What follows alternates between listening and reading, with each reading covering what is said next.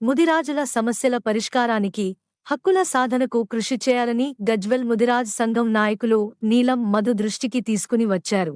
నీలం మధు కాంగ్రెస్ పార్టీలో చేరికను మరియు బీసీ కులగణనను స్వాగతిస్తూ సోమవారం గజ్వెల్ నియోజకవర్గం ముదిరాజ్ సంఘం ఆధ్వర్యంలో పట్టణంలోని మల్లారెడ్డి గార్డెన్లో ఆత్మీయ సన్మాన కార్యక్రమం నిర్వహించారు.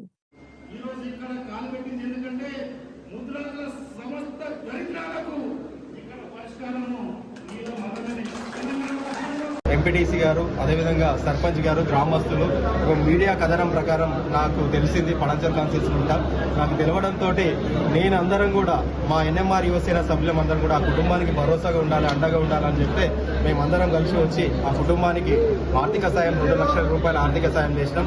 ఆర్థిక సాయం చేసిన తర్వాత కూడా మా కుల బంధువులందరూ కూడా గజ్వేల్ కాన్స్టిట్యూన్సీకి వచ్చారన్న, మీ అందరికీ మేము సన్మాన కార్యక్రమం చేస్తామన్నా, మీకు సన్మానం చేస్తాం గజ్వేల్ తరఫున అని చెప్పి ఇక్కడికి పిలిచి మా సీనన్న అధ్యక్షుడు, అదేవిధంగా మండల అధ్యక్షులు, గ్రామాధ్యక్షులు, అదేవిధంగా జేఏసీ నాయకులు, కార్యకర్తలు, ఎన్ఎంఆర్ కార్యకర్తలు అందరూ కూడా ఇక్కడ పిలిచి ఘనంగా సన్మానం తెలిపినారు. వాళ్ళందరికీ కూడా కృతజ్ఞతలు తెలియజేస్తున్నా.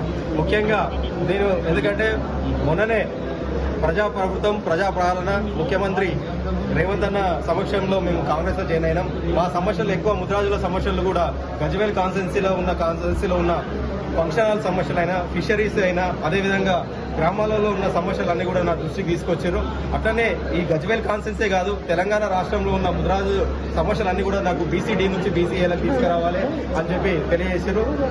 మనకన్నా ముందే కూడా రాష్ట్ర ప్రభుత్వం కూడా మేనిఫెస్టోలో పెట్టారు. మేనిఫెస్టో ప్రకారం కూడా మొన్ననే బీసీ కులగణాలు తీర్మానం జరిగింది. ఆ బీసీ కులగణాలు తీర్మానం చేసినందుకు కూడా మేము ముఖ్యమంత్రి గారికి, సోనియా గాంధీ గారికి, రాహుల్ గాంధీ గారికి కూడా మా ముద్రాజ్ జాతి తరఫున, అదేవిధంగా బీసీ కులాల తరఫున కూడా కృతజ్ఞతలు తెలియజేస్తున్నాం.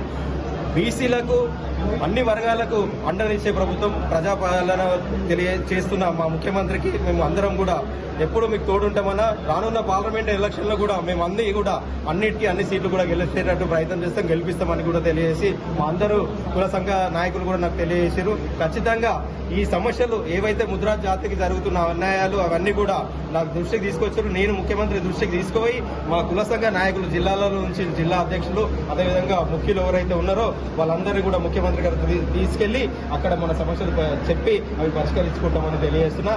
ఈ గజ్వేల్ కాన్స్టిట్యున్సీ ఇంత ఘనంగా నాకు సత్కరించి సన్మానం చేసినందుకు కూడా వాళ్ళందరికీ కూడా పేరు పేరున తెలియజేస్తున్నాను. Thank you.